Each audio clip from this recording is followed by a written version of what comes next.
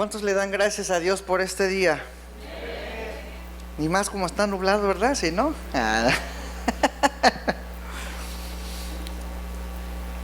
Vamos a continuar, hermano, con la palabra del Señor. Nuestro tema de hoy se llama el modelo de la unidad espiritual. Antes de empezar, ¿cuántos han seguido con el reto de la memorización de Filipenses? Que diga ya, aquí está ya su Biblia. Bueno, vamos a abrir entonces nuestras Biblias en el segundo capítulo de los Filipenses. Quisiéramos que ustedes pusieran mucha atención a los versos 5 al 8, porque este pasaje que estamos a punto de estudiar es un pasaje muy, muy profundo, hermano. De hecho, podríamos decir que es majestuoso. En alguna manera también es algo abrumador. Se escapa de nuestra mente, de nuestra comprensión. Y cuando lo estudiemos vamos a estar todos de acuerdo que de alguna manera estos versos son de los versos más importantes de todo el Nuevo Testamento, porque describe la condescendencia de la segunda persona de la Trinidad, quien es nuestro Señor Jesucristo, en su encarnación. Es el pasaje que habla acerca de la encarnación del Señor, que es de alguna manera más impresionante,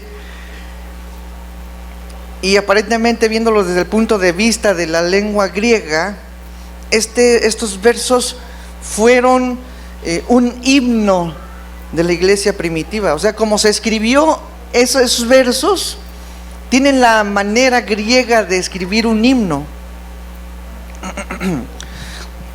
Y no hay otro pasaje en el Nuevo Testamento que sea tan completo y con tanto detalle en la presentación del Señor encarnado, enfocado en su encarnación. Y este pasaje es lo que los teólogos llaman como una gema cristológica, una joya cristológica, algo que habla de la naturaleza de Cristo, que brilla más probablemente que otro pasaje en el Nuevo Testamento. Este pasaje no tiene ningún pasaje paralelo en la Biblia, en el Nuevo Testamento tampoco. Pero también debemos saber que aunque este pasaje, que es fuerte y que es profundamente teológico, más que eso, teológicamente hablando, más que eso, es una lección magistral de la actitud de un cristiano. Es un pasaje que nos motiva a una actitud que va de acuerdo a la actitud del Señor Jesucristo. Más que simples datos teológicos, aunque lo teológico es bastante profundo, esto es más que nada una enseñanza práctica para nosotros como cristianos. Así que leamos desde el versículo 5 al 8, que dice, ¿ya lo tienen todos? ¿Y los demás? Ya está, ahí está. Haya pues en vosotros este sentir que hubo también en Cristo Jesús, el cual siendo en forma de Dios no estimó el ser igual a Dios como cosa a que aferrarse, sino que se despojó a sí mismo, tomando forma de siervo, hecho semejante a los hombres, y estando en la condición de hombre se humilló a sí mismo, haciéndose obediente hasta la muerte y muerte de cruz. Y como ya lo hemos dicho, la riqueza teológica de este pasaje va más allá de nuestra habilidad de comprensión y de explicación. Pero repito, así como es de profundo, nosotros vamos a notar desde el verso 5 que el propósito de este pasaje es una ilustración de una actitud apropiada de un cristiano. Y el escritor, el apóstol Pablo, siendo inspirado por el Espíritu Santo, más que dar una explicación de la encarnación de Jesús, él nos está exponiendo la humildad. Simplemente, esa es la implicación ética de este pasaje, la humildad. El punto principal de Pablo no es identificar o enseñar la encarnación de Cristo, sino enseñar que en Dios, habiendo sido hecho hombre, nosotros tenemos un ejemplo y una suprema ilustración de la humildad. Una humildad a la cual nosotros hemos sido llamados a seguir. Aquí podemos ver el sacrificio personal, el autosacrificio. Aquí vemos nuestra negación a nosotros mismos. Aquí vemos nuestra entrega total. Y aquí vemos un amor en nosotros humilde. Y la clave para entender la naturaleza ética, práctica de este pasaje está en el versículo 5, ¿verdad? Que dice: tengan ustedes esa misma actitud. O sea, eso es lo que define cuál es el propósito por lo cual están escritos los siguientes versos. ¿Y cuál es la actitud, hermanos? Tengan ustedes esa misma actitud. ¿A qué se refiere el versículo 5? ¿Cuál? Pues la de los versos 3 y 4 que vimos la semana pasada, ¿verdad? O sea, lo que está diciendo o implicando aquí Pablo es que el Señor Jesucristo tuvo la actitud de los versos 3 y 4, y asimismo esas indicaciones que están en esos versos deben ser parte de nosotros. Lo que dice el versículo 3 y 4, para repasarlo, es: nada hagáis por contienda o por vanagloria, antes bien con humildad, estimando cada uno a los demás como superiores a él mismo, no mirando cada uno por lo suyo propio, sino cada cual también por lo de los otros. Y vimos detalladamente cada parte de estos versos la semana pasada. Así que a estas alturas, hermano, tú puedes voltear con tu hermano que está a tu lado. A ver, voltea con él y dile: a tus órdenes, jefe.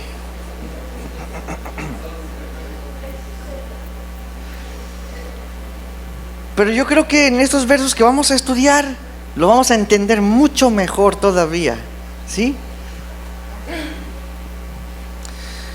Y siendo un poquito, haciendo un resumen tantito de lo que hemos estado viendo, podría yo hacer algunas preguntas, ¿no? ¿Con qué fin debemos tener esta actitud? El verso 2 dice: pues es para que tengamos una misma mente, para tener un mismo amor, para ser hermanos del alma y para que tengamos todos un mismo propósito. Esas son las cualidades de la unidad. ¿Y por qué? ¿Qué pasó? Un perrito. ¿Por qué motivos debemos procurar la unidad de la iglesia? ¿Por qué motivos, hermanos, si se acuerda usted? Pues por el ánimo que te ha dado Cristo, por el consuelo de amor que te ha dado el Señor Jesucristo, por la comunión tan personal e íntima con el Espíritu Santo y por el afecto entrañable, por esa compasión entrañable que has recibido del Espíritu Santo, ¿verdad? Es tan importante para el Señor Jesucristo que Él hizo una oración muy larga en el Evangelio de Juan, y es tan importante para el Espíritu Santo, tanto que el Espíritu Santo mismo es el vínculo de la paz entre nosotros, ¿verdad? ¿Se acuerdan? Entonces,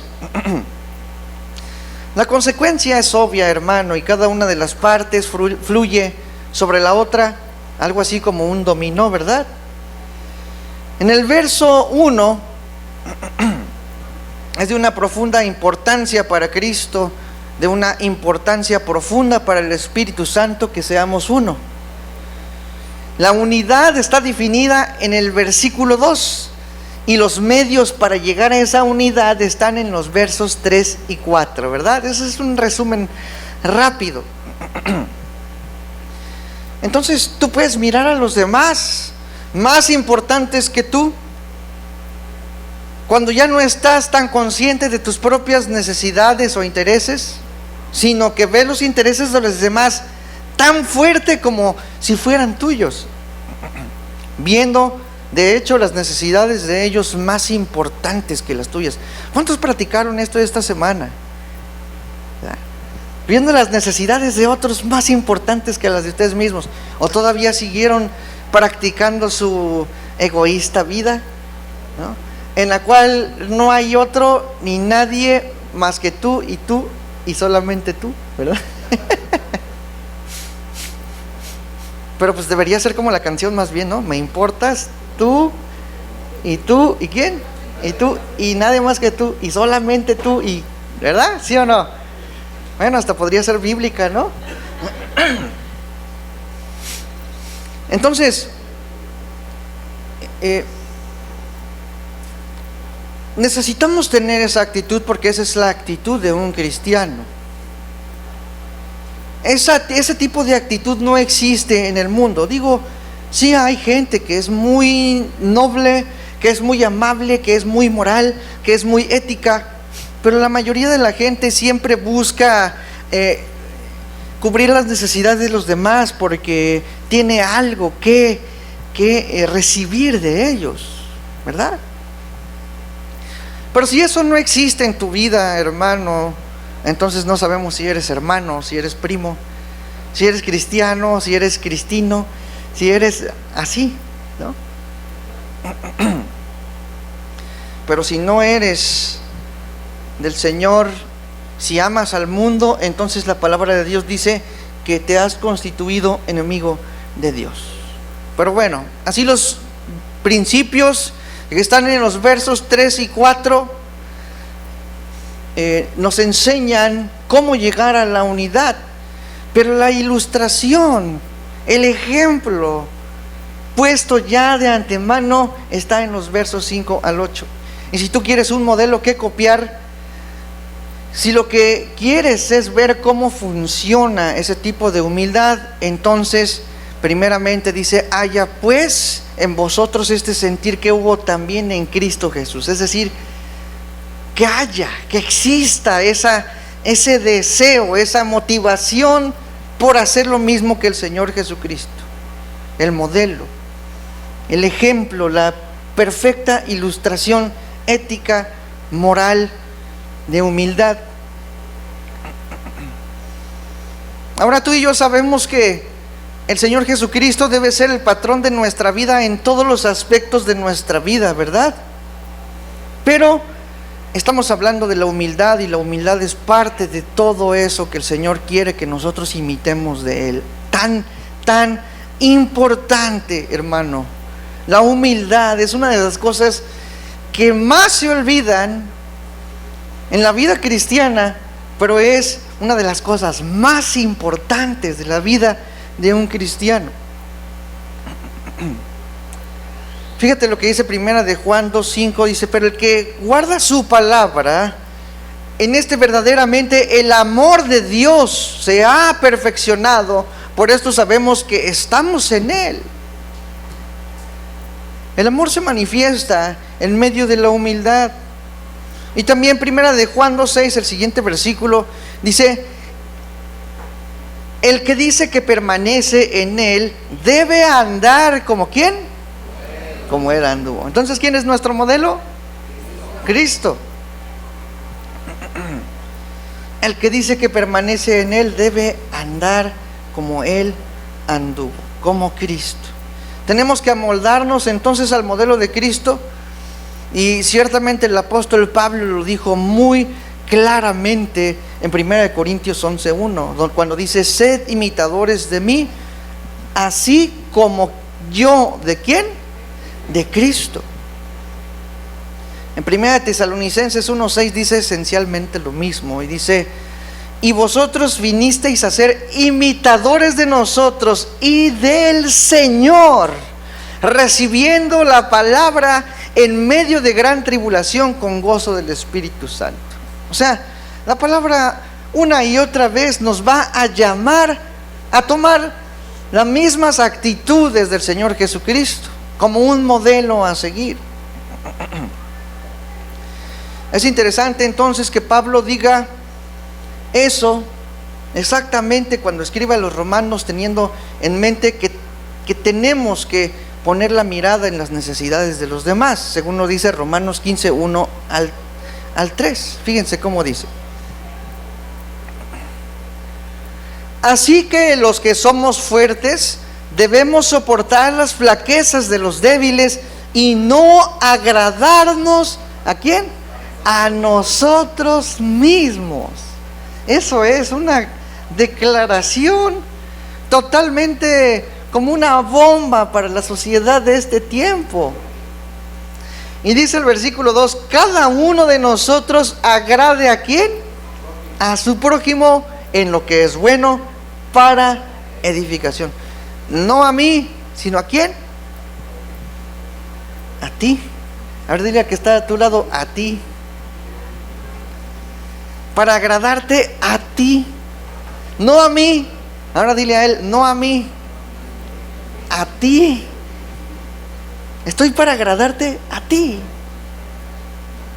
Y fíjense lo que dice el versículo 3, todavía para amarrar y rematar al más carnal, ¿no? Dice, porque ni aun Cristo se agradó a sí mismo, ¿sí? Antes bien, como está escrito, los vituperios de los que te vituperaban cayeron sobre mí. Es decir, el peso de tu pecado cayó sobre mí, dice, como dice el Señor Jesucristo. Otra versión dice: Cristo mismo tampoco buscó agradarse a sí mismo. Así dicen las Escrituras: la gente que te insulta también me está insultando a mí, ¿verdad? Versículo 4 al 7 dice: porque las cosas que se escribieron antes para nuestra enseñanza se escribieron a fin de que por la paciencia y la consolación de las Escrituras tengamos esperanza. Pero el Dios de la paciencia y de la consolación os dé entre vosotros un mismo sentir según Cristo Jesús. Cuando habla del sentir de Cristo Jesús, habla precisamente de agradar a los demás y no a sí mismo, ¿verdad? Lo vuelve a repetir. ¿Para qué? ¿Qué dice el versículo 6? Unánimes, otra vez como en Filipenses, a una voz glorifiquéis al Dios y Padre de nuestro Señor Jesucristo. Es decir, con el mismo propósito de exaltar y levantar su nombre.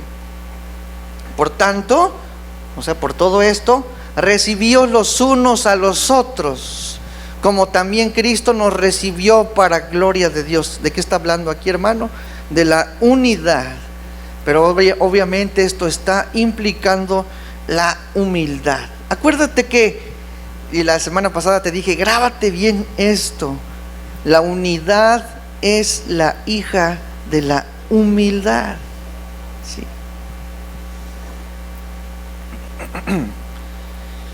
Y siguiendo más adelante, versículo 8 dice: pues os digo que Cristo Jesús vino a ser siervo de la circuncisión para mostrar la verdad de Dios, para confirmar las promesas hechas a los padres y para que los gentiles glorifiquen a Dios por su misericordia, como está escrito: por tanto, yo te confesaré entre los gentiles y cantaré a tu nombre. Está hablando de darle la gloria de Dios. ¿Cómo? En la predicación de la palabra, ¿verdad? Y otra vez dice: alegraos gentiles con su pueblo. Y otra vez: alabad al Señor todos los gentiles y magnificadle todos los pueblos. ¿Cuántos gentiles le magnifican?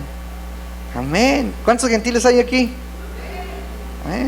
O sea, cristianamente los gentiles les llamamos a los que son incrédulos, pero no, en realidad todos nosotros, ¿o cuántos de ustedes son judíos aquí? No, entonces somos del pueblo gentil redimido, ¿verdad? Somos gentiles creyentes, ¿verdad? De alguna manera.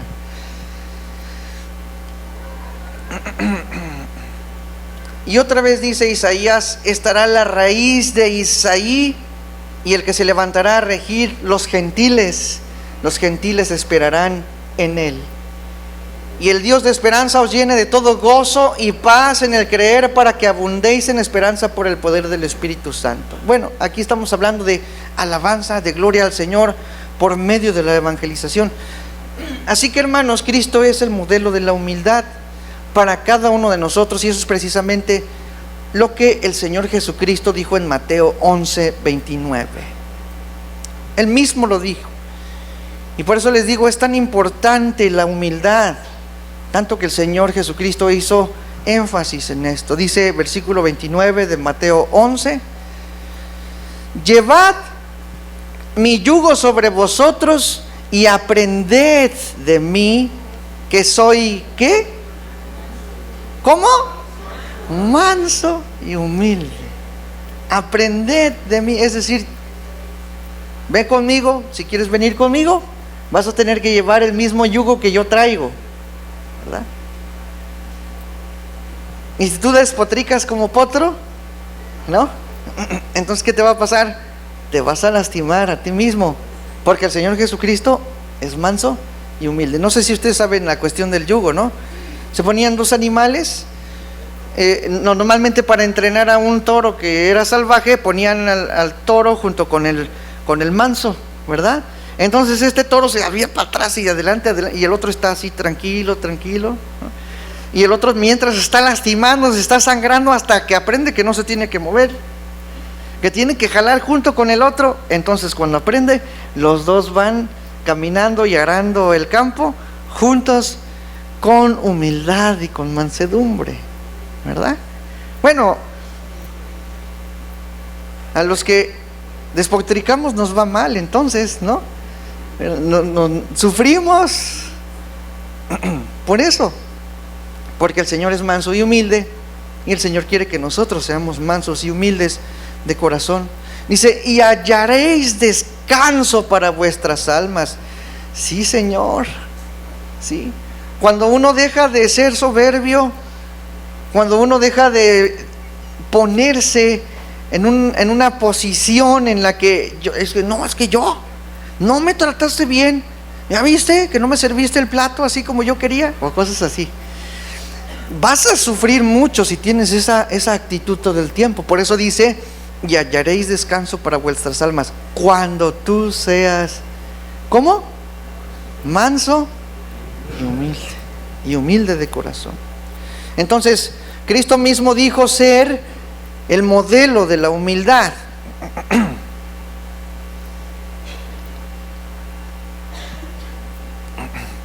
Una persona egoísta tiene el peso de su propio orgullo sobre él. Y el orgullo es uno de los pesos más pesados que una persona puede llevar. Aplastante, que te lleva a una asfixia espiritual, y esa no es vida, hermano. Y nadie tiene la culpa de ese egoísmo más que tú mismo. Entonces el Señor dice también, Juan 13, versículos 14 al 20, en el contexto cuando Él lava los pies de sus discípulos.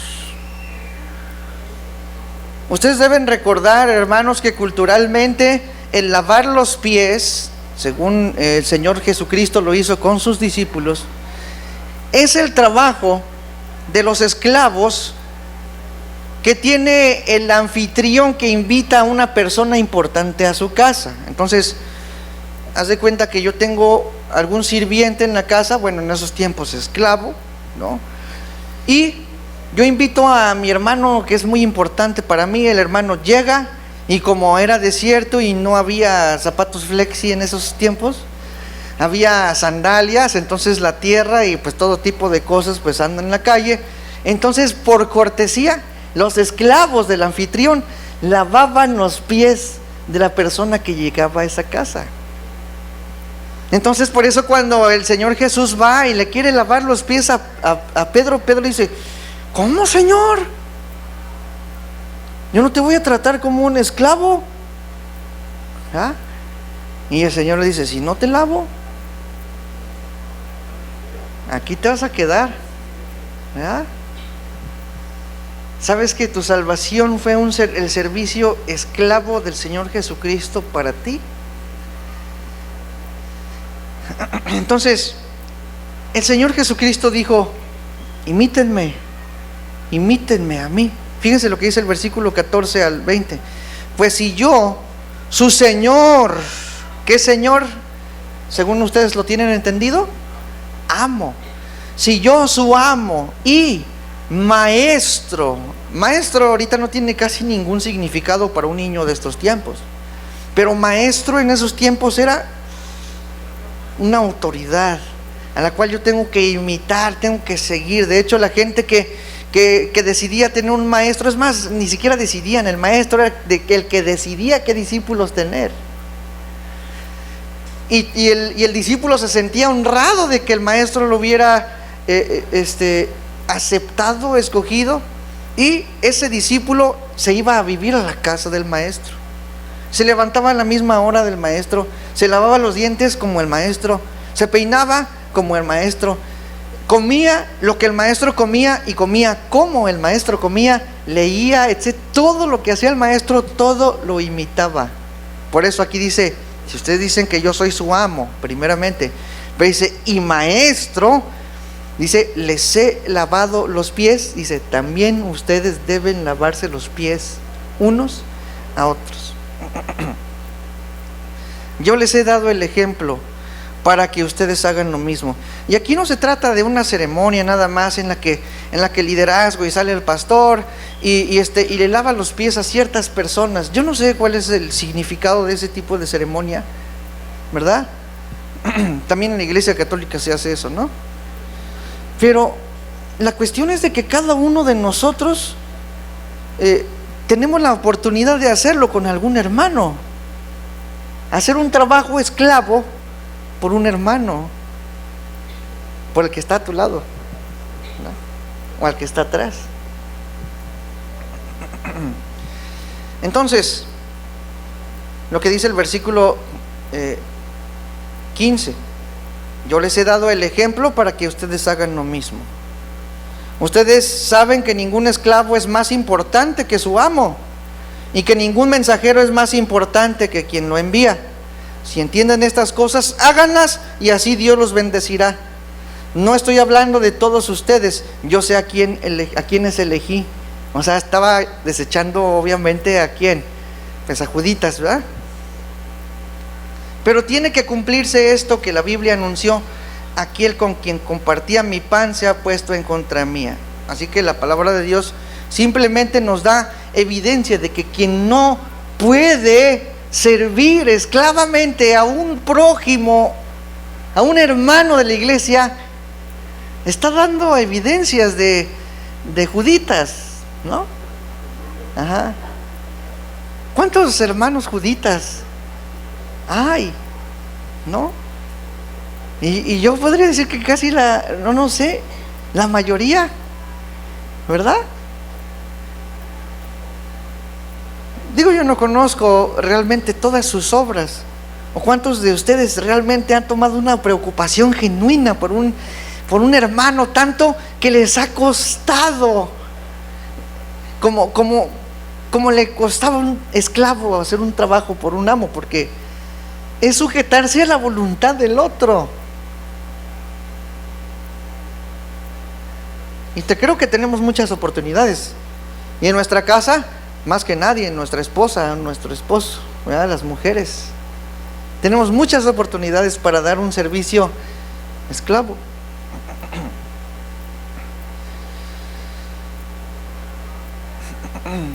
Entonces, hay evidencia, dice el versículo 19: les digo esto desde ahora para que cuando suceda ustedes crean que yo soy. Si alguien recibe a quien yo envío, me recibe a mí, y el que me recibe a mí, recibe también al que me envió. Es decir, ustedes deben servir a los demás. Y si ustedes reciben a los demás, están recibiendo al Señor Jesucristo, y están recibiendo ¿a quién? Al Padre. Cuando tú sirves a tu esposa esclavamente, ¿a quién estás recibiendo? Al Señor Jesucristo y al Padre. Cuando tu esposa sirves esclavamente a tu esposo, ¿A quién recibes? Al Señor Jesucristo y al Padre. Y Cristo amó a sus discípulos, hermanos, sacrificándose a sí mismo en un servicio humilde, lavando sus pies sucios. Así que Pablo en este momento está dibujando también a Cristo en el mismo servicio humilde y esclavo, enseñándonos un mensaje de la unidad. Así que Mateo 11:29 dice: aprende de mí. Juan 13 dice: yo soy el ejemplo para que ustedes hagan lo mismo. Y Pablo literalmente está siguiendo el mismo camino que Cristo dijo: sean imitadores de mí como yo soy imitador ¿de quién? De Cristo, porque Cristo es el modelo de la humildad. Entonces Pablo nos enseña en nuestro pasaje el descenso de Cristo en los versos 6 al 8. Lo que tenemos aquí, hermano, en estos versos es un relato cronológico de ese descenso desde el cielo en una serie de pasos, o ilustradamente como si él estuviera bajando por unos peldaños sobre la escalera descendiente de la humillación. Vamos a ver qué duro y qué profundo es para nosotros esto, porque no hay otra demostración más grande y clara del carácter de la humildad como el carácter del Señor Jesucristo viniendo a esta tierra a morir. Entonces Pablo nos guía a Cristo, nos hace enfocar nuestros ojos en el Señor, que francamente no podemos copiar a la perfección, obviamente porque el Señor Jesucristo es Dios también, ¿no? No podemos copiar la deidad de Cristo, ¿verdad? ¿Podemos copiar su omnipresencia, su omnisciencia, su omnipotencia? No, pero podemos imitar su humildad. No podemos imitar su encarnación, no podemos imitar su perfección, no podemos copiar su obra redentora, pero estamos llamados a amoldar nuestra vida a la humildad de Cristo. Entonces el versículo 5 es la transición que nos dice: sé como Cristo, ten la misma actitud que tuvo Cristo. Y repito, hermano, por más profundamente teológico que esté estos versos, no es más importante aquí la teología, sino el propósito por el cual Pablo lo escribió, que es para que nosotros estemos motivados a la humildad. Entonces vamos a estudiarlo desde esta perspectiva, ¿verdad? Y vamos poniendo el primer escalón, que es el escalón más alto. Dice Filipenses 2:6 en la primera frase: el cual siendo en forma de Dios. Ese es el primer escalón. El Señor ahí no ha bajado ni uno solo. Esa es su posición normal, ¿sí? Lo más alto, lo más sublime. Aquí es en donde comienza, hermano, y esto significa que Cristo es Dios, ¿verdad? El cual siendo en forma de Dios. Obviamente aquí la palabra forma no está hablando de que parece a Dios, como lo dicen los testigos de Jehová. No, aquí está hablando acerca de la esencia y la naturaleza de Cristo según el vocablo griego. Está hablando de eso que es intrínsecamente natural en la persona del Señor Jesucristo, que es Dios. Entonces, en su esencia, en su ser innato, Él es Dios. Él existió en la forma de Dios antes de la encarnación y preexistió como Dios. ¿Ustedes han leído alguna vez Juan 1:1? ¿Qué dice Juan 1:1?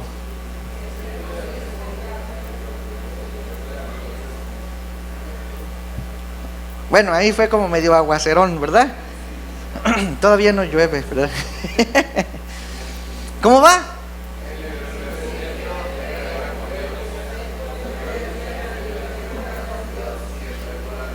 Bien, ajá.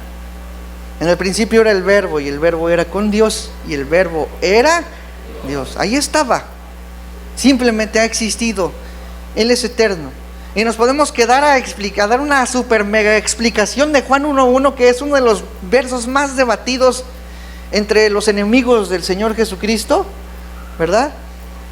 Y también aquellos que creen que Dios no es una Trinidad. Entonces, lo que queremos explicar aquí es que Cristo estuvo en el nivel de ¿qué? Dios, simplemente, y ya. Yo creo que en ese nivel ninguno de nosotros vamos a estar jamás en la vida, ¿verdad? ¿O cuántos creen que estar de repente un día en el nivel de Dios? No, si es así, entonces tú eres Satanás, ¿no? Ajá. Algunos dicen, no, hice esto nivel Dios. Bueno, sí, claro, ¿verdad? Las cosas nivel Dios las hace Dios nada más, ¿no? Ahí está. Ajá. Nosotros no conocemos eso. No tenemos ni siquiera un atisbo de idea de qué es estar en ese lugar. Pero el Señor Jesucristo ha estado allí desde antes del principio de todas las cosas existentes. Y este es el punto más alto desde donde comienza el descenso del Señor Jesucristo. Un punto inalcanzable para nosotros. Un nivel que nunca experimentaremos. Pero de alguna manera el Señor, a través del Espíritu Santo, en la inspiración que se le da a Pablo, escribe ese ejemplo para darnos a nosotros un ejemplo. Y de alguna manera, hermano, nosotros como hijos de Dios tenemos una posición exaltada de todas maneras, ¿sí? ¿Cuántos de ustedes saben que somos reyes y sacerdotes? ¿Ah? ¿O cuántos no creen eso? Todavía están ahí. Ay, ¿yo qué? No, somos reyes y sacerdotes. ¿Ah? También la palabra de Dios dice que nos hizo sentar en los lugares celestiales en Cristo, ¿verdad? La palabra de Dios dice que nosotros somos hijos de Dios, ¿verdad? Que somos embajadores de Cristo. Espiritualmente, hermano, tenemos una posición exaltada, pero esa posición exaltada no significa que tú te vas a creer la divina garza, ¿verdad? Porque yo sí me he topado con cristianos que dicen, pues yo no sé, ¿usted sabe quién soy yo? Soy el pastor Mengano. Y yo, no, pues quién sabe quién será el pastor Mengano. Pero delante de los incrédulos, hermanos, es como que no, ni por sentido común o por sentido cristiano, al menos debería tener un poco de humildad, ¿no? Yo me acuerdo de clientes a los que a mí me tocó atender que supuestamente son cristianos y que no tienen absolutamente nada de humildad. Yo soy el hijo del rey. No, pues sí, qué bien representas a tu Señor y a tu Rey, ¿verdad? Entonces, a pesar de que tenemos esa posición elevada, hermano, eso no quiere decir que nosotros podamos hacerla a un lado. Si el Señor mismo dice que Él se despojó de su gloria como Dios, entonces ¿cómo nosotros podríamos tener una actitud de yo soy el hijo del rey? ¿No? ¿Y sabes qué? Lo más chistoso es que en algunas ocasiones los cristianos ni siquiera saben que tienen esa posición, y la posición donde están puestos no es la posición bíblica, sino es su ego, su preparación académica, su simpatía, esa es su posición. Ese es el falso peldaño número 1. O sea, el peldaño número 1 es real, ¿sí? Tú estás sentado en los lugares celestiales con Cristo. Tu posición de santidad delante del Padre es la justicia de Cristo, y tú eres santo delante del Señor, ¿verdad? Ese es verdadero. Pero ese peldaño verdadero se puede hacer a un lado y bajarnos al siguiente, en un descenso. Y el escalón número 1, falso, ¿ese qué? No, pues ese quítalo definitivamente. O sea, el orgullo carnal, ese de verdad que no debería existir en tu vida. Pero el Señor, siendo en forma de Dios, ahí está, jamás llegaremos allí. Pero tenemos una posición para ejemplo de que nosotros podemos descender como Él descendió. ¿Y cuál es el segundo escalón más abajo, hermano? Número 2, no estimó el ser igual a Dios como cosa a que aferrarse.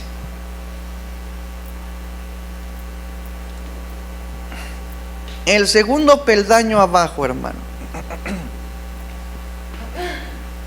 La palabra igual, cuando dice no estimó el ser igual a Dios, en el griego no da la idea de similitud, ¿verdad? Sino de igualdad perfecta. Se debería traducir más bien como exactamente igual. No estimó el ser exactamente igual a Dios como cosa a que aferrarse. Pero Él no tuvo por estima el ser exactamente igual que Dios como cosa a que aferrarse.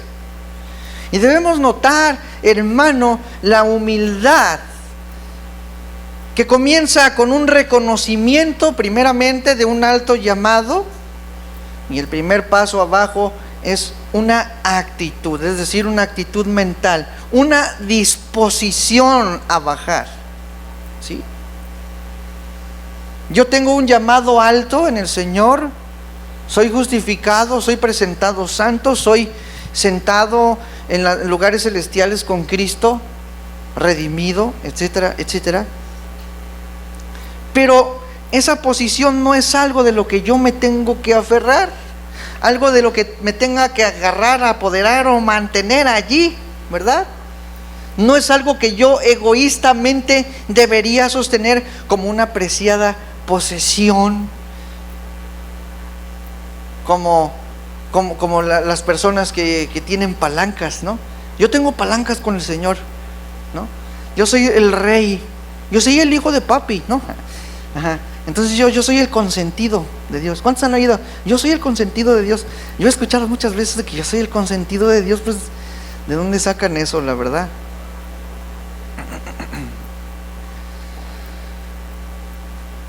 La cuestión es de que nosotros no nos aferramos a nuestra posición en el Señor.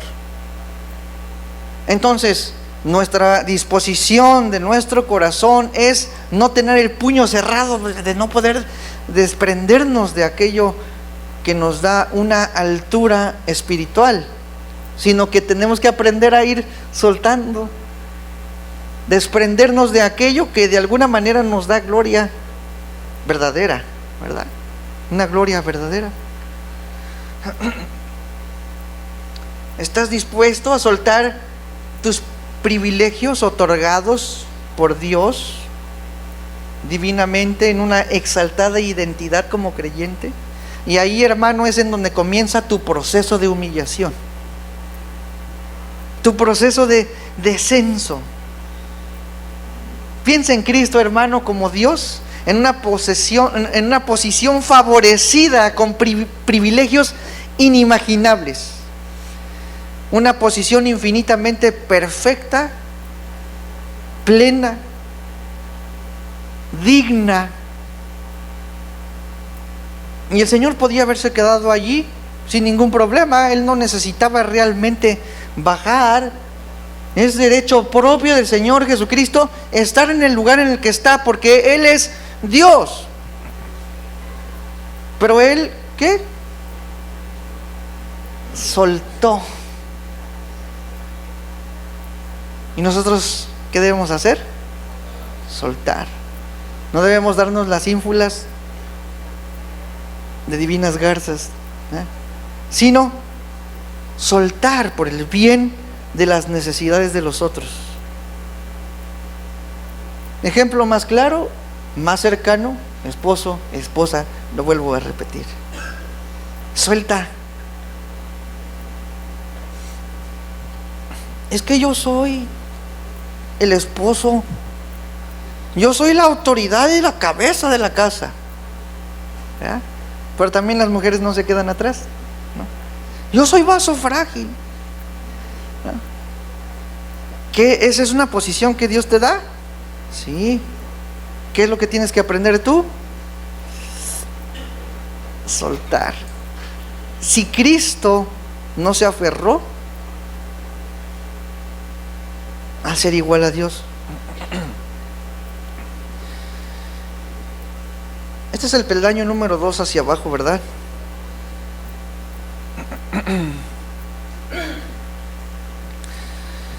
Cualquier persona, hermano, que comienza a descender en esta escalera, comienza con este tipo de actitud, o sea, es esto, una estado mental en la que dice: yo no me voy a agarrar de mis privilegios, no me voy a aferrar a mis posesiones, a mis derechos divinos, bíblicos y bendiciones que han sido proclamados por el Señor, no importa qué tan elevada sea mi posición en Cristo. La verdadera verdad, no la basura que les dije.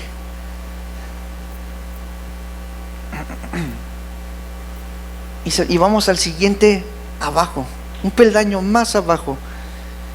Versículo 7, sino que se despojó a sí mismo. Ahí está. Ahí va subiendo de intensidad, ¿no? Primero la posición, luego el estado mental de disposición, y luego la acción.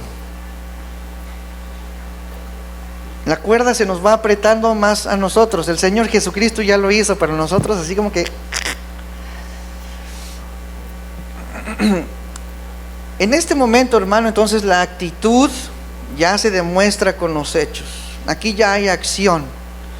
No me voy a aferrar a estas cosas, no me voy a agarrar de esto, estoy dispuesto a dejarlas ir por el bien de los demás y debo menguar. Primero la actitud y luego realmente despojarse de sí mismo. Una cosa es tener en la mente lo que tenemos que hacer y otra cosa es hacerlo, ¿verdad? Y es una declaración verdaderamente profunda si tú la entiendes como la tienes que entender. Y vamos a intentar sondear algunas cosas la semana que viene, ¿verdad? Pero todo lo que necesitamos saber ahora, hermano, es que Cristo se despojó de sus privilegios. Él soltó muchas cosas, hermano, en ese proceso de descenso, en esa humillación.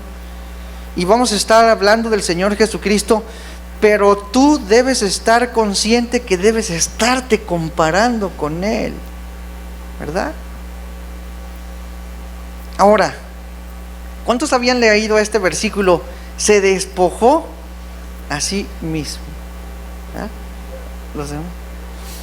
Ahora, la pregunta es esta: ¿te has preguntado alguna vez, hermano, de qué se despojó Cristo?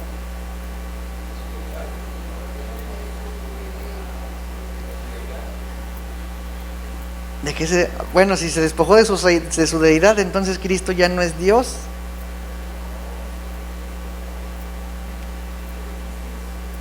Vamos a ver una lista de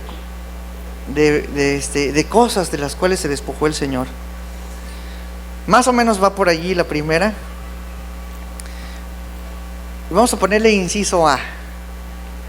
Se despojó de su gloria celestial. Claramente visto en las palabras mismas del Señor Jesucristo. Dice Juan 17, 4 al 5. Y me voy a ir más rápido porque tú apúntalas nada más, hermano. Juan 17, 4 al 5 dice: yo te he glorificado en la tierra, he acabado la obra que me diste que hiciese. Esa es la oración del Señor Jesucristo el Padre, ¿verdad? Ahora pues, Padre, glorifícame tú al lado tuyo con aquella gloria que tuve contigo antes que el mundo fuese. ¿De qué se despojó el Señor Jesucristo en su humanidad? De su gloria, aquella gloria que tuve contigo. Aquí estamos hablando de la Trinidad, ¿verdad? También la palabra de Dios en Juan 1:1 dice que en el principio era el Verbo y el Verbo era con Dios y el Verbo era Dios. Entonces la declaración que está haciendo en el versículo 17 está haciendo solamente un recordatorio de que Él estaba con Dios desde la eternidad, en su gloria, compartiendo su misma gloria.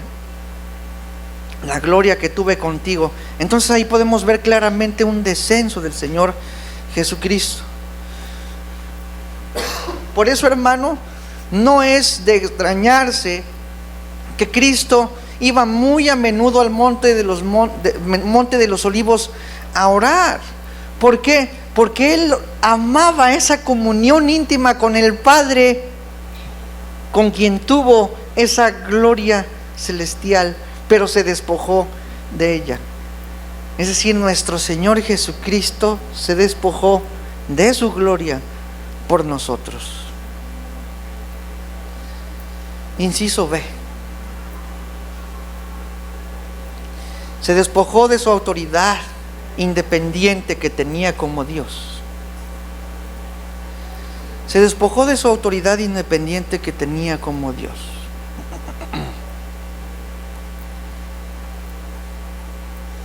Hebreos 5:8 dice: y aunque era hijo, por lo que padeció, aprendió la obediencia. Y aunque era hijo, aunque Él era el Hijo de Dios, aprendió, por lo que padeció, aprendió la obediencia. Obviamente el Señor Jesucristo sabía lo que es obediencia, ¿no?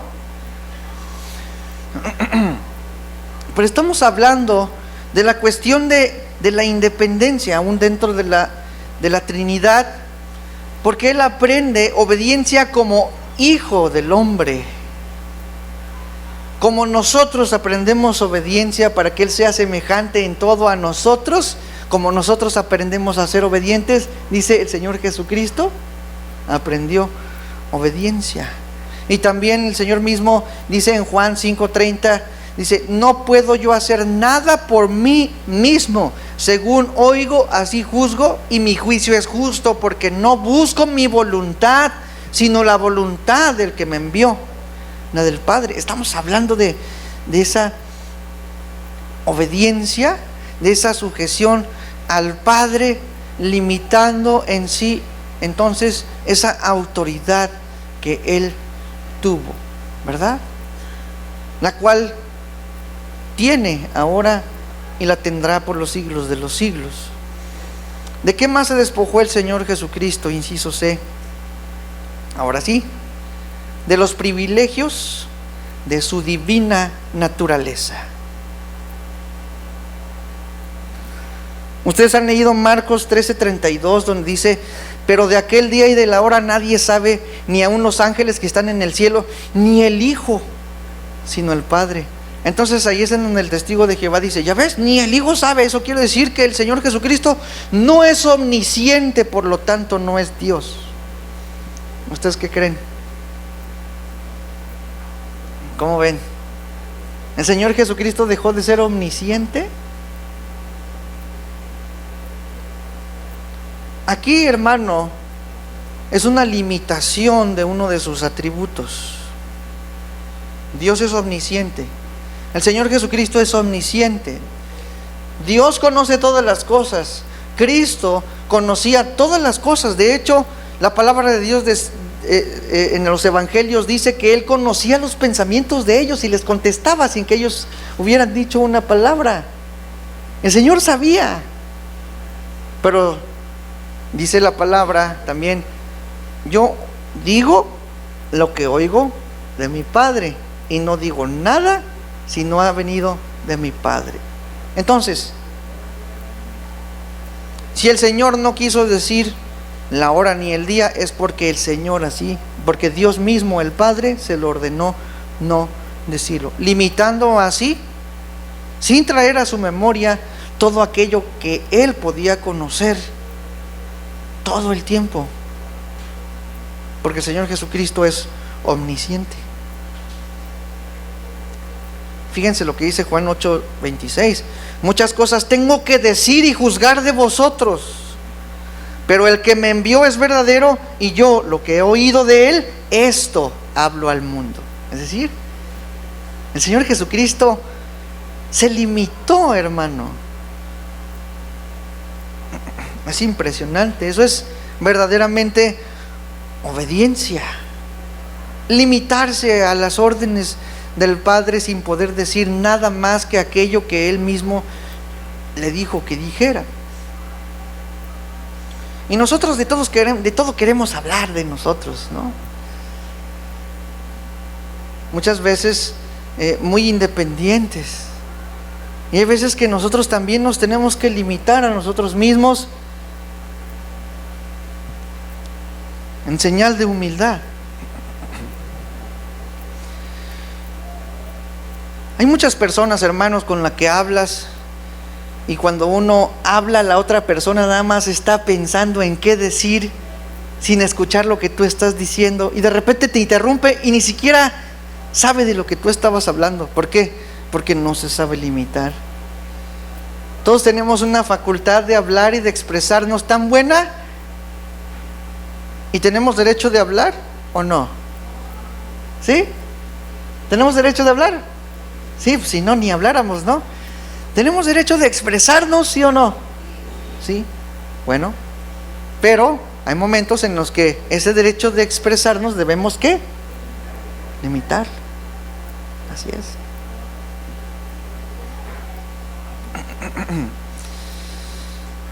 ¿Bajamos un escalón más? ¿Sí? Bueno, todavía no. Más bien vamos a ver el inciso D. ¿De qué se despojó? De su riqueza. También es imposible, hermano, que nosotros podamos explicar qué tan rico fue el Señor Jesucristo antes de venir aquí a la tierra. Pero la palabra de Dios dice en 2 Corintios 8:9: porque ya conocéis la gracia de nuestro Señor Jesucristo, que por amor a vosotros se hizo pobre, siendo rico, para que vosotros con su pobreza fueseis enriquecidos. Él fue rico, hermano, pero por tu bien, Él se hizo pobre. Y aquí no estamos hablando de esa frase mágica de que el Señor se hizo pobre para que tú tengas una casa en residencial, quién sabe qué, ¿no? ¿Cómo se llama? Las Parotas. Ajá, o en Esmeraldas, no sé, donde. Él no se hizo pobre para que tú tuvieras un Mercedes-Benz. No está hablando de eso, hermano. Como si el Señor Jesucristo le interesara siquiera, ¿verdad? Si el Señor Jesucristo pudo haber sido rico aquí o pobre, y de todas maneras te hacía rico a ti en otro sentido, hermano. Y de hecho la mayor riqueza que nosotros podemos recibir de Él es su propia vida, la cual nos dio salvación. Pero el Señor también físicamente y materialmente se limitó. Lo que dice Mateo 8:20 dice: Jesús le dijo, las zorras tienen guaridas y las aves del cielo nidos, mas el Hijo del Hombre no tiene dónde recostar su cabeza. Y fíjense esto que llama la atención también y que es muy curioso en Juan 7:53 al 8:1, que es el siguiente verso, donde dice el versículo 7:53 de Juan: cada uno se fue a su casa. Y el capítulo 8, versículo 1 dice: y Jesús se fue al monte de los olivos. Otra vez. Todos tenían casa, pero el Señor, ¿y por qué crees?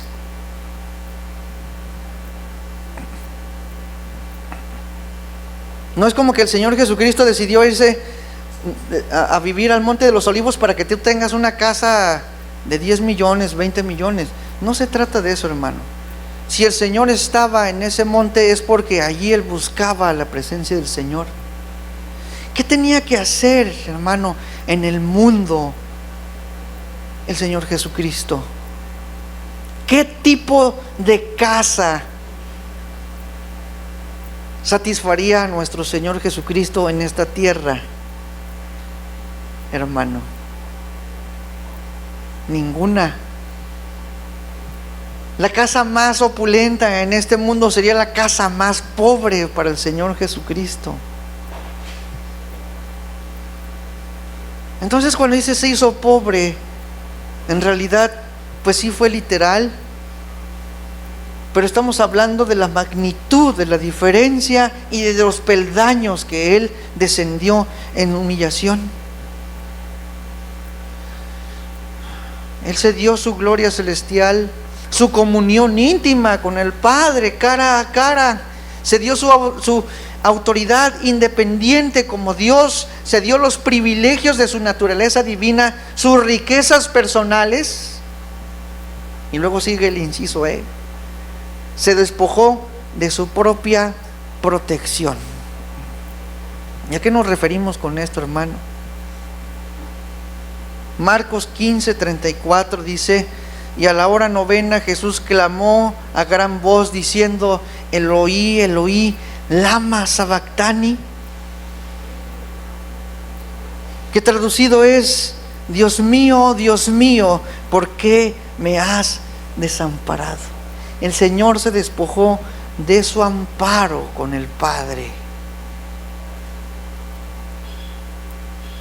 Segunda de Corintios 5:21 dice: al que no conoció pecado, por nosotros lo hizo pecado, para que nosotros fuésemos justicia de Dios en él.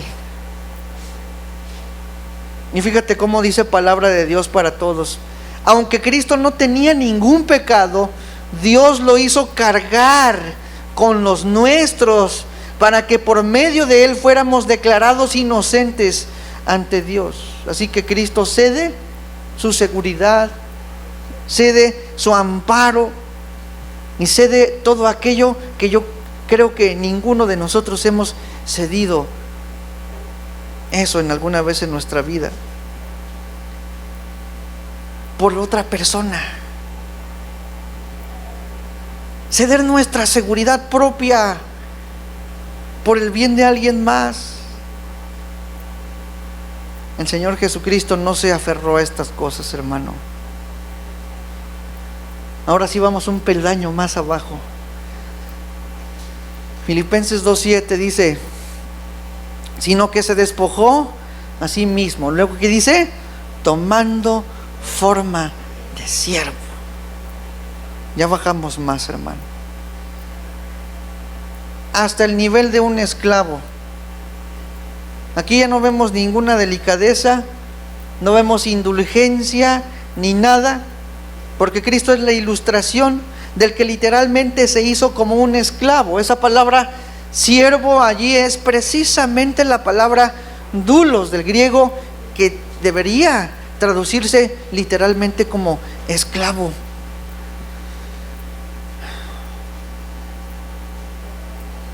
Y si te das cuenta, hermano, en los dos versos donde dice siendo en forma de Dios, y luego el versículo que sigue dice en forma de esclavo, es precisamente eso.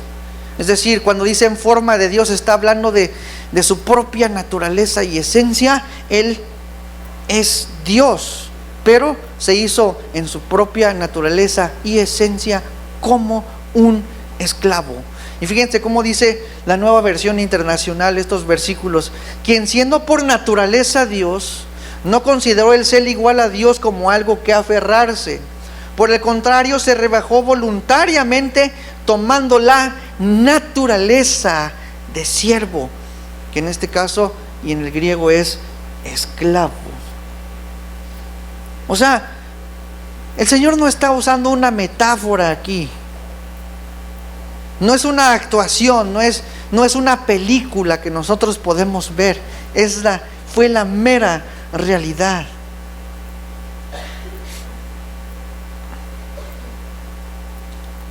Lucas 22:27 dice: porque ¿cuál es el mayor, el que se sienta a la mesa o el que sirve? ¿No es el que se sienta a la mesa? Mas yo estoy entre vosotros como el que sirve. Como el Hijo del Hombre no vino para ser servido, sino ¿para qué? Para servir y para dar su vida en rescate por muchos. el Señor Jesucristo no vino para ser servido.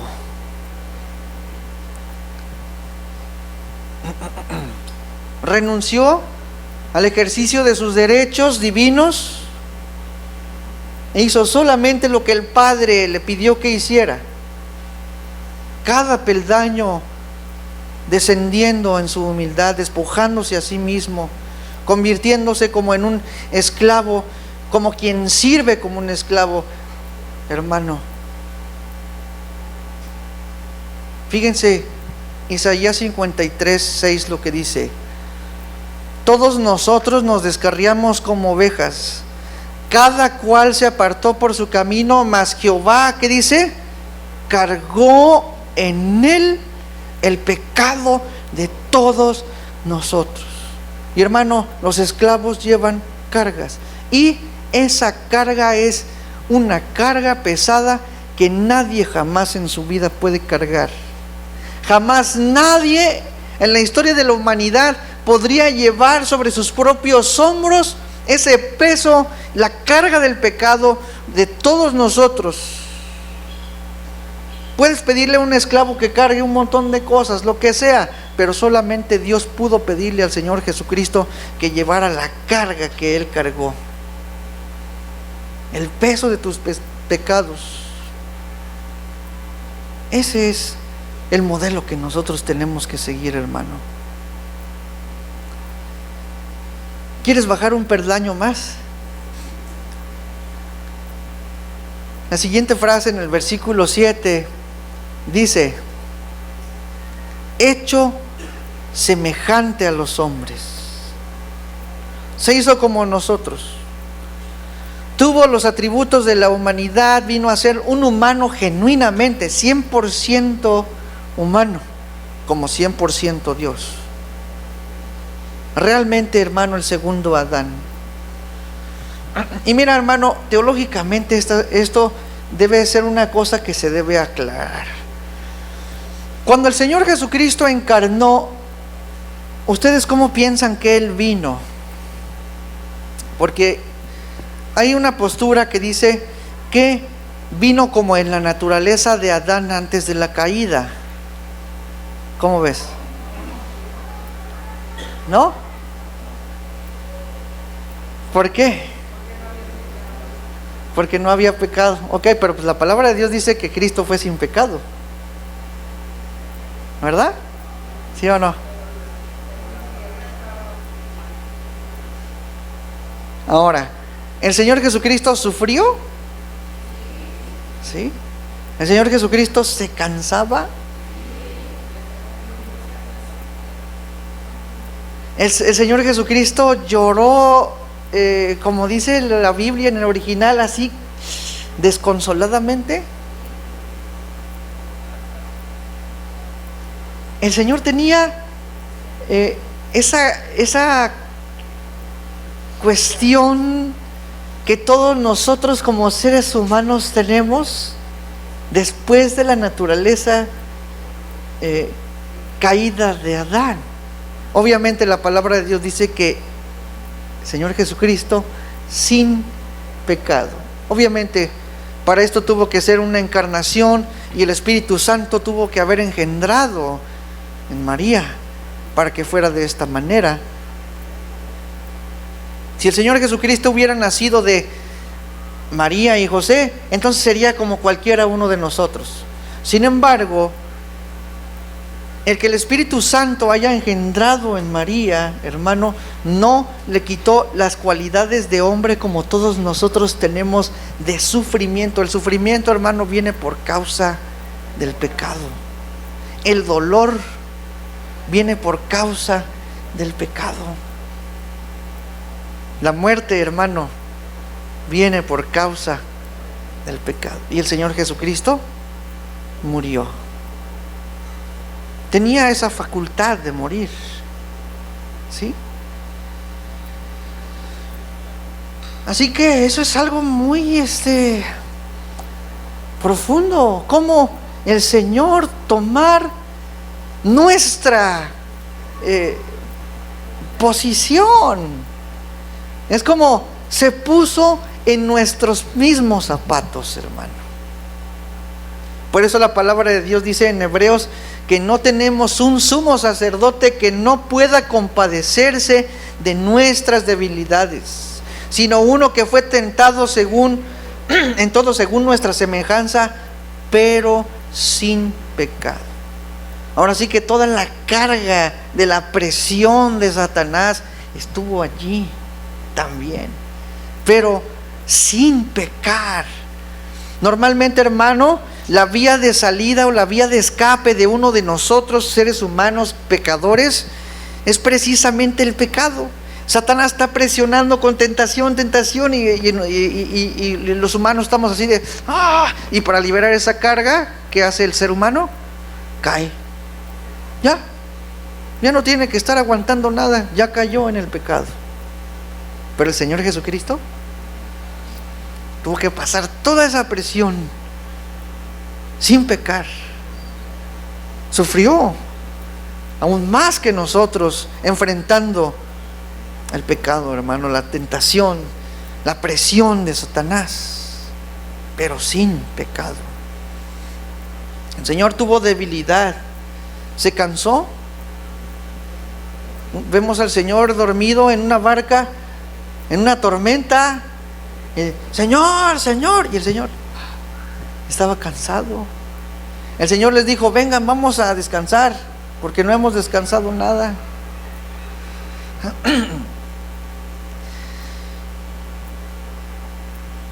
Entonces, hermano, la humildad está consciente de sus derechos, ¿verdad? De sus privilegios, pero los puede hacer a un lado y bajar el primer peldaño. Luego tiene una actitud de desprendimiento, una disposición para soltar, y luego se despoja cuando es necesario, hasta bajar al nivel de un servicio de esclavo, y luego ponerse en los zapatos de aquellos a quienes sirve. Una empatía total, una compasión total. Esos son los peldaños de la humillación del Señor Jesucristo, del modelo que nosotros tenemos hoy para imitar. ¿Quieres bajar otro peldaño? Y estando en la condición de hombre. Parece que dice lo mismo que el anterior, ¿no? Pero no, en realidad no es lo mismo, hermano. Es interesante, ¿verdad? A lo mejor podríamos hablar más de esto, pero básicamente lo que dice ahí es: se apareció como un hombre común, ¿sí?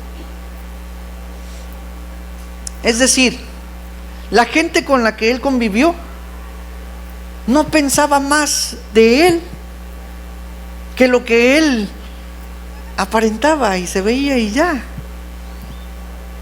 ¿sí? De hecho lo mataron, ¿verdad?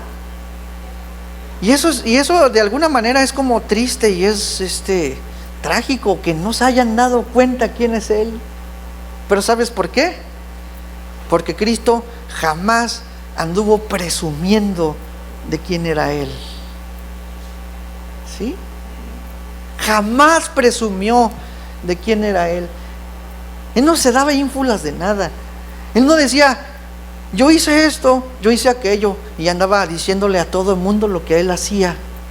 No, lo hizo, pero con humildad, sin que nadie se diera cuenta.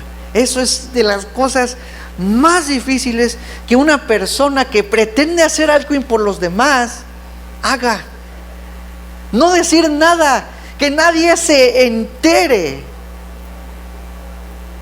De hecho, cuando la gente piense de hecho que tú no haces nada, pero sí haces muchas cosas y nadie sabe, ese es el nivel de humildad en el que tienes que estar tú. Que nadie sepa qué hiciste. Cuando la gente empiece a decir: no, pues el hermano ni hace nada, pero tú sabes que sí. Ese es el nivel de humildad que Dios quiere al que tú llegues.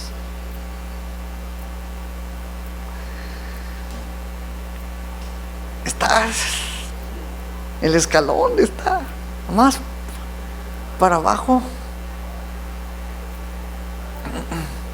Entonces nadie pensó del Señor Jesucristo como alguien mejor que ellos. De hecho, ellos mismos podían pensar mejor de ellos a sí mismos que el Señor Jesucristo, y ver al Señor Jesucristo como alguien inferior a ellos. El Señor Jesucristo fue a vivir a los barrios más pobres, tal como la gente de los barrios más pobres, en pobreza, en privaciones, en dolor, en tristeza, tan entregado a ellos y sus necesidades, y sin que nadie se diera cuenta. Tan humilde es nuestro Señor Jesucristo.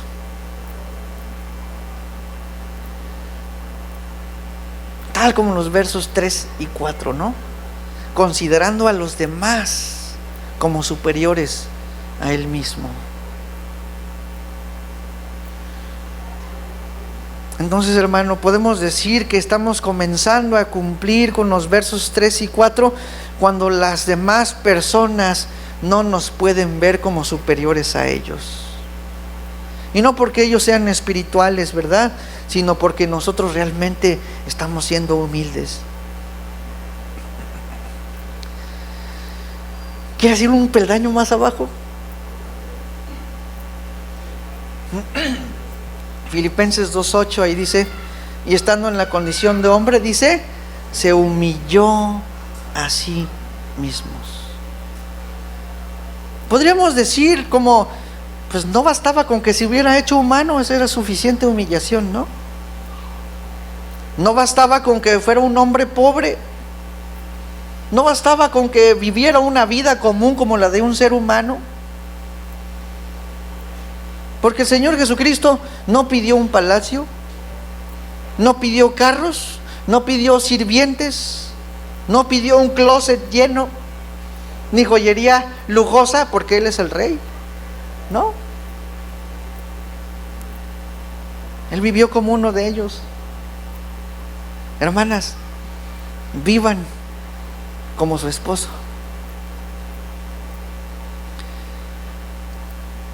No bastó ser uno de ellos, hermanos, sino que se fue más abajo. Y debemos pensar en eso, hermano. Él se humilló a sí mismo.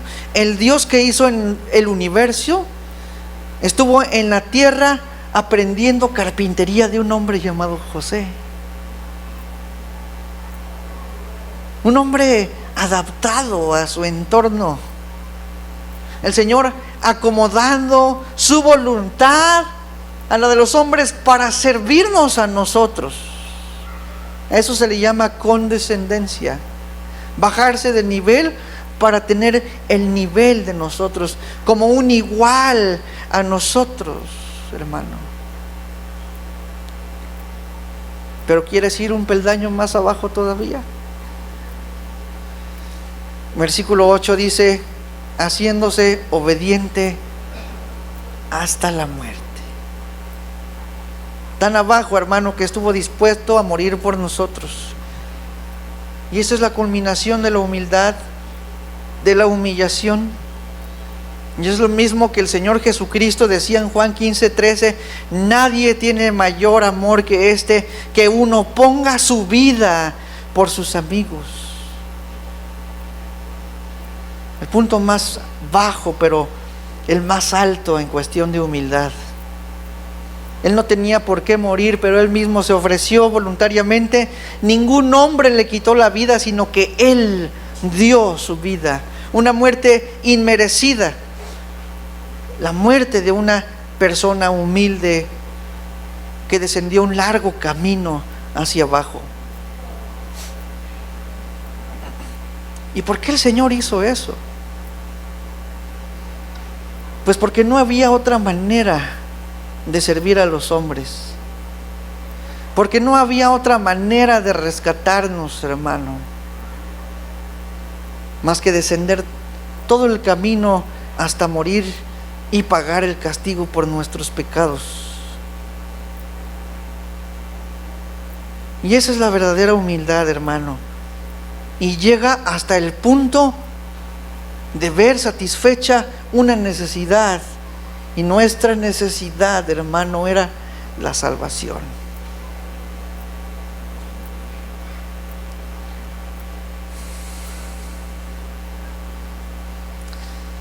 qué modelo a seguir. Y todavía dice, un escalón más abajo, y el último, y muerte de cruz.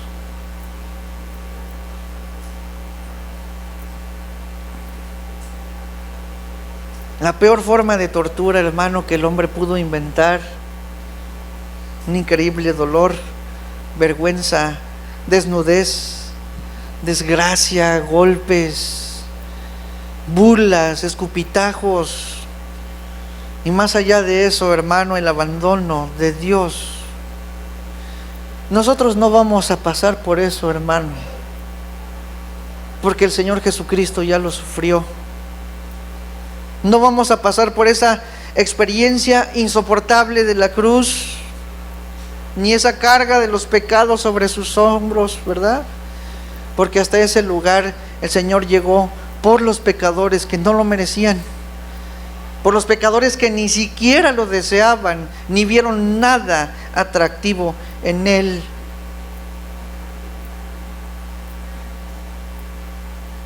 Y a veces, hermano, la humildad es dolorosa, a veces es injusta, a veces es malentendida y generalmente es muy costosa. Pero Jesucristo es nuestro modelo. Y el Señor Jesucristo llevó esa humildad hasta las últimas consecuencias, hermano.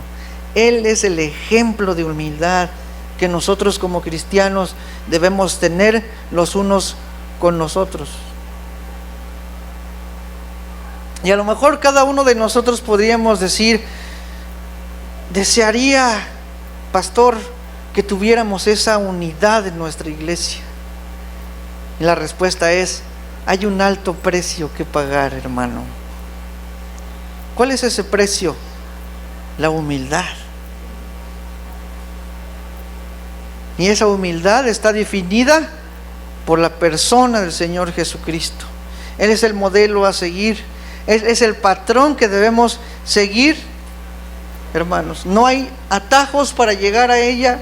No hay soluciones rápidas. Vamos a tener unidad cuando cada uno de nosotros sea humilde. Y vamos a ser humildes cuando seamos como Cristo lo hizo, bajando cada uno de esos peldaños de humillación hasta el último si es necesario, hermano. Ojalá que cada vez que nosotros leamos Filipenses podamos no solamente pensar en la persona del Señor Jesucristo, sino que nos podamos comparar con Él, viendo si realmente nos estamos poniendo en esa escalera, hermanos, siguiendo el ejemplo de Él. Hermanos, la humildad nunca va a quedar sin recompensa. En los siguientes versículos de Filipenses nos habla también de la exaltación del Señor Jesucristo. Pero eso lo vamos a ver después, ¿verdad? Vamos a ponernos de pie.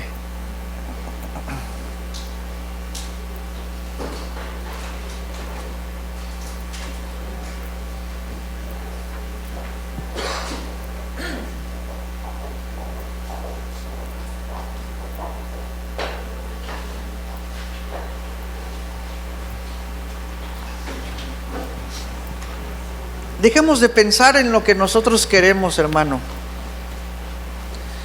Siempre va a haber algo que nosotros queramos. De hecho, nuestro corazón es engañoso y perverso. ¿Quién lo conocerá, hermanos? Bueno, yo lo conozco, el mío. Ustedes conocen el suyo. Examinen su corazón, hermanos. Seguramente nos encanta vivir en el primer peldaño, pero no en el verdadero, sino en el falso, ¿verdad? En aquel que no sirve para nada, de verdad. A lo mejor sí, nos gusta la realidad de que somos reyes, de que somos justificados, somos santos delante del Señor. Nos gusta la posición en donde nosotros podemos juzgar.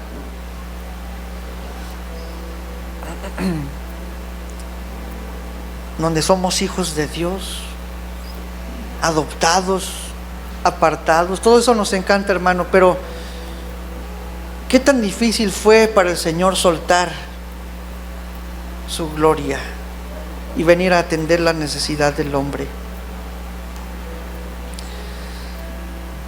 Vamos a orar, hermano. Señor, te damos gracias, Padre.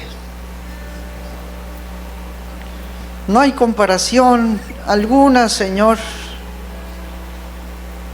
de un ejemplo, Señor, tan grandioso y profundo como tu ejemplo para nosotros, Señor.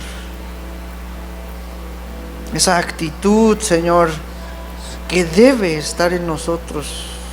Ese mismo sentir, Señor, que tiene que haber en nosotros, Señor, para que seamos una iglesia que te glorifica, una iglesia que brilla, Señor, tu humildad. Una iglesia que te exalta, Señor, por lo grandioso, Señor, de esa humildad como tú nos la enseñaste, Señor, en esta mañana. Enséñanos en nuestro espíritu, Señor. Rompe, Señor, los moldes falsos en nuestras mentes, Señor. Esa pila de bloques, de argumentos, Señor, que hemos levantado en nuestras mentes por nuestra cultura orgullosa, Señor.